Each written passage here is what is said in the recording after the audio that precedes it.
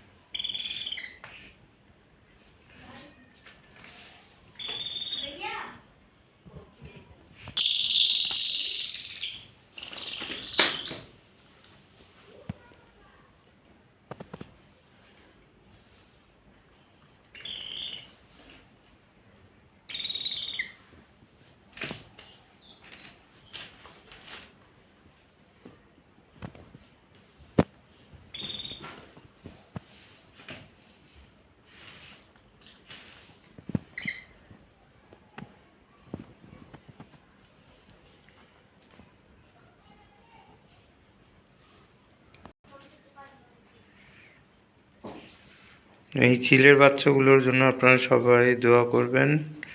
এই চিল পাখির বাচ্চাগুলো যেমন দ্রুত খাবার শিখে যায় আর ফ্লাই করা শিখে যায়, ওদের যখন খুব দ্রুতই আমরা উন্মুক্ত করতে পারি। আপনারা ওদের জন্য দোয়া করবেন।